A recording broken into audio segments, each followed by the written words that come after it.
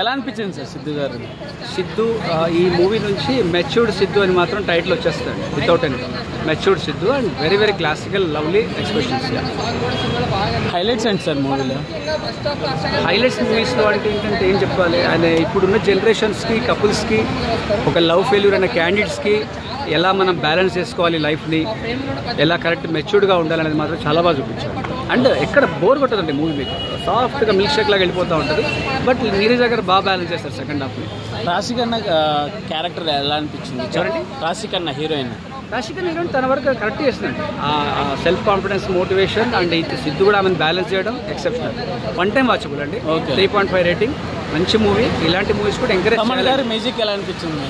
No doubt about that. ఒకవేళ సల్మాన్ గారు లేకుంటే మూవీలో ఇంకొంచెం మైనస్ అనిపించేది, ఇంకొంచెం చాలా. బట్ సిద్ధు కూడా మ్యూజిక్ తగ్గట్టు ఎక్స్ప్రెషన్స్ మాత్రం బ్యాంగ్ బ్యాంగ్ చాలా బాగా ఇచ్చారు. వైవ హర్ష గారిది సార్?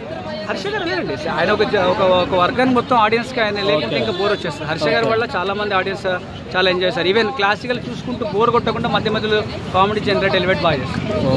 డిజిటల్ వాయిస్ లాగా అలా అనిపించింది? చేంజ్ లేదు, ఫ్యాన్స్ డిసప్పాయింట్ చేయలేదు. అదే బాడీ లాంగ్వేజ్, అదే స్లాంగ్. ఫస్ట్ హాఫ్లో ఎక్కడ మేకప్ కనిపించదు, న్యాచురల్ యాక్టింగ్. కెమెరామెన్ గారు కొంచెం మైనస్ అనిపించారు. అయితే ఇది ఇంకొక అల్టిమేట్ అనుకోవచ్చు. సో నార్మల్గా 2 సినిమాల్లో సిద్ధు భయ్యతో ఆడుకున్నారు.